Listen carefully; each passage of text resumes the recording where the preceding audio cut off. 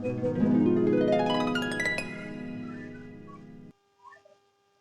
Nursing aspirants, कैसे हैं आप सभी। Welcome to my YouTube channel boards to nursing. If you don't know me, my name is Hina Kumari and today is Monday and हम लोग discuss करने वाले हैं बायोलॉजी का चैप्टर जो कि हमारा चल रहा था जेनेटिक्स। अगर आपने इसके लास्ट पार्ट को नहीं देखा है तो उन्हें देख लेना, क्योंकि उनमें मैंने बहुत सारी चीजें क्लियर करवाई हैं जो कि मोस्ट ऑफ द इम्पोर्टेंट है आपके किसी भी एग्जाम के पॉइंट ऑफ व्यू से। पोस्ट नर्सिंग चल रहा है आपको कंटिन्यूस 2026 के लिए। NEET, AIIMS, BSc nursing, paramedical या किसी भी स्टेट लेवल के एग्जाम की प्रिपरेशन करवा रहा है, वो भी बेस्ट नोट्स प्रोवाइड करके।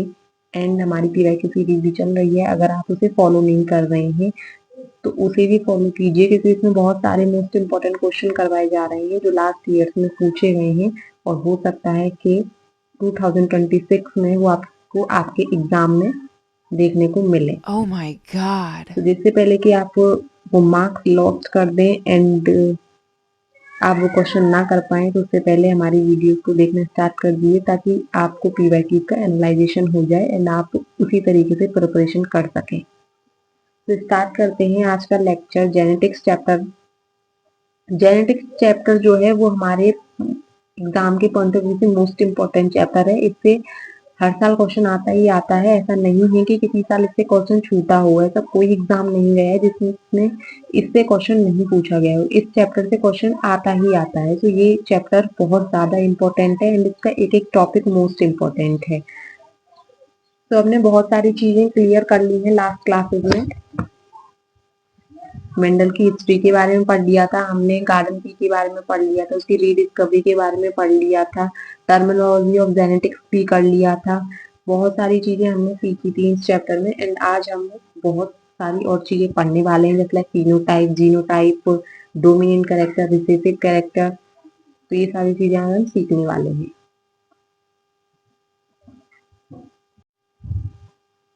तो देखो, आज हम सबसे पहले पढ़ने वाले हैं जीनोटाइप। जीनोटाइप क्या होता है? जीनोटाइप होता है जेनेटिक स्ट्रक्चर और of organism which express phenotype character. देखो, जीन जेनेटिक स्ट्रक्चर जो होता है एक ऑर्गेनिज्म का, जो जेनेटिक स्ट्रक्चर होता है, जीन लेवल का जो स्ट्रक्चर होता है, जो कि फिनोटाइप कैरेक्टर को शो करता है, एक्सप्रेस करता है, उसे हम जेनेटिक जीनोटाइप कहते हैं। Genotype, okay. तो ये जेनेटिक लेवल का स्ट्रक्चर होता है, ठीक है। बाहर से हमें दिखाई नहीं देगा ही, जैसे कि कोई भी एक बॉडी है, जस्ट लाइक ये एक बॉडी है, ओके। ये बाहर से आपको दिख रही है कि ये एक ह्यूमन की बॉडी है, राइट। बट अंदर इसके क्या गया है ये आपको नहीं पता। तो जीन लेवल का जो स्ट्रक्चर होता है, इसके अंदर कौन सा मतलब क्या है, इसके अंदर कौन सा डीएनए है, इसका डीएनए क्या है, इसका इसका एलील क्या है, ये सब नहीं पता। तो वो जो जीन लेवल का जो स्ट्रक्चर होता है ना,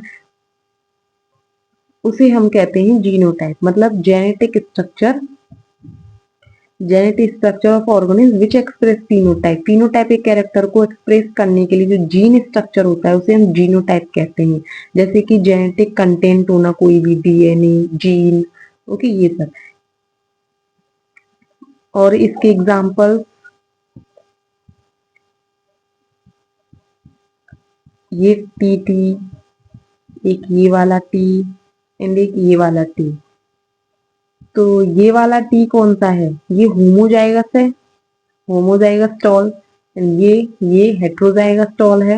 एंड ये होमोजाइगस ड्वार्फ है ना। ये ड्वार्फ स्टॉल ये सब बाद में पढ़ेंगे, लेकिन अभी देखो ये होमोजाइगस है, ये भी ये हेट्रोजाइगस है, ये होमोजाइगस है। होमो means same, hetero means different, okay.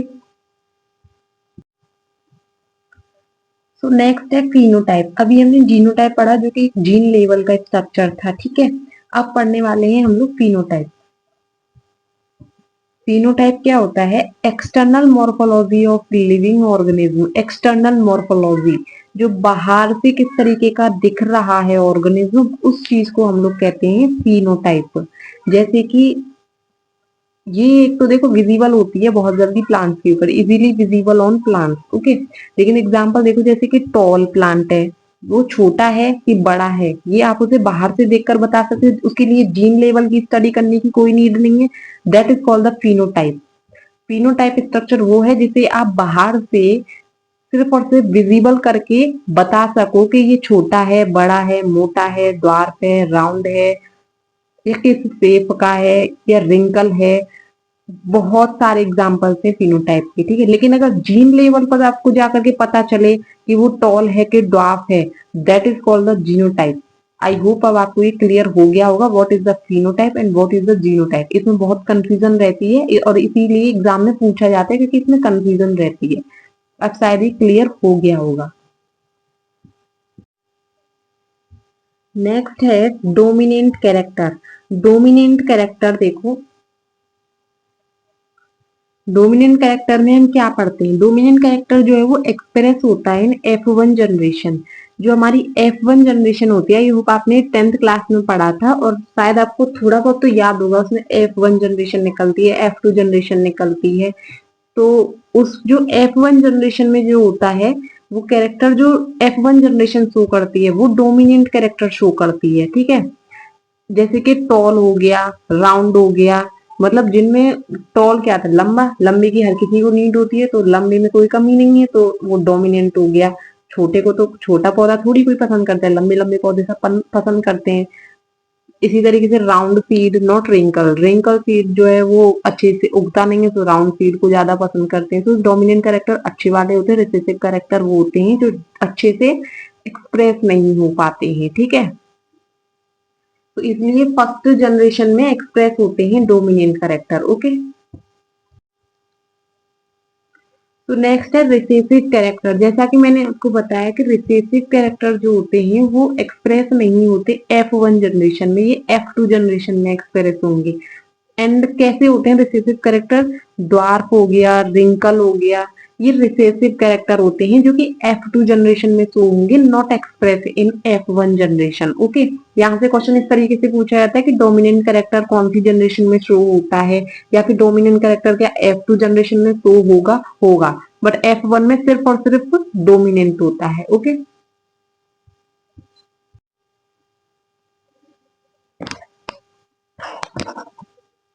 तो नेक्स्ट है हाइब्रिडाइजेशन टेक्निक। हाइब्रिडाइजेशन टेक्निक में हम दो टेक्निक पढ़ते हैं, ये टेक्निक हाइब्रिडाइजेशन करने के लिए यूज होती है। हाइब्रिडाइजेशन टेक्निक में दो टेक्निक्स हैं। फर्स्ट है इमस्कुलेशन, सेकंड है बैगिंग। इमस्कुलेशन किसे कहते हैं, इमस्कुलेशन हम पहली बात तो ये कि बाइसेक्सुअल फ्लावर में यूज करते हैं। एंड जिन बच्चों को नहीं पता है कि बाइसेक्सुअल फ्लावर क्या होता है, तो बाइसेक्सुअल फ्लावर होता है इसमें मेल एंड फीमेल प्लांट दोनों एक ही प्लांट में पाए जाते, एक ही फ्लावर में पाए जाते हैं, उसे बाइसेक्सुअल फ्लावर कहते हैं, ओके। उसी में एक ही फ्लावर में मेल मेल फ्लावर होगा एंड एक ही फ्लावर में फीमेल फ्लावर होगी, तो उसे हम बाइसेक्सुअल कहते हैं, ठीक है। उसमें क्या होता है, स्टेमन को हम रिमूव कर देते हैं, जो मेल फ्लावर होता है उसे हम स्टेमन कहते हैं, एंड उसके स्टेमन को रिमूव कर दिया जाता है, एंड रिमूव करके उस फ्लावर को यूनिसेक्सुअल फ्लावर कर दिया जाता है, मतलब अब उसमें सिर्फ एक ही रहेगा जो कि है फीमेल, ठीक है। इस प्रोसेस को कहा जाता है इमस्कुलेशन, ठीक है। तो आई होप ये समझ में आ गया होगा। यहाँ मैंने शॉर्ट में लिख रखा है पर मैं बोल के बता रही हूँ, बाइसेक्सुअल फ्लावर हम यूज करते हैं in the emasculation process and cut the stamen, stamen part of the flower, and then वो फ्लावर क्या हो जाता है, यूनिसेक्सुअल फ्लावर में कन्वर्ट हो जाता है, बिकॉज उसके पास सिर्फ और सिर्फ एक ही फ्लावर रह जाता है, that is called the female flower, that's why उस फ्लावर को हम यूनिसेक्सुअल फ्लावर कहते हैं, ओके। सेकेंड प्रोसेस होती है बैगिंग प्रोसेस। बैगिंग प्रोसेस जो होती है, इसमें क्या है कि इमस्कुलेटेड फ्लावर जो होता है, मतलब अब हमने इमस्कुलेशन कर लिया एक फ्लावर का, ठीक है, हमने उसका स्टेमन पार्ट काट दिया एंड उसमें सिर्फ और सिर्फ अब फीमेल का पार्ट रह गया है। अब वो इमस्कुलेटेड फ्लावर है, तो इमस्कुलेटेड फ्लावर को एक बैग के साथ कवर कर दिया जाता है for the prevention of unwanted pollen grain. Unwanted pollen grain उस फ्लावर के पास आकर ना गिरे, एंड उसके बाद मतलब इस चीज से प्रिवेंट करने के लिए हमें बैगिंग करनी पड़ती है, ताकि हम अपने मनचाहे फ्लावर उगा सकें। ठीक है, उससे हम वांटेड पोलन ग्रेन्स जब डालेंगे तो मनचाहे फ्लावर उग सकते हैं।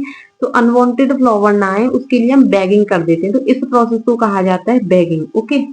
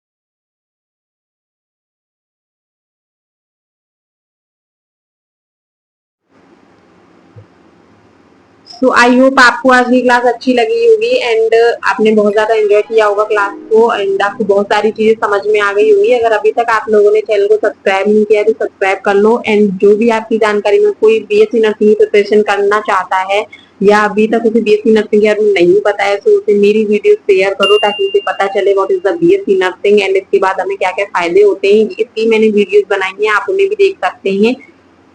एंड ये हमारा जो बोर्ड नर्सिंग का जोश है, जोश हाई है एंड बहुत ज्यादा हाई है, हाई लेवल पर पहुंच चुका है, इसलिए हम बहुत अच्छे से स्टडी कर रहे हैं।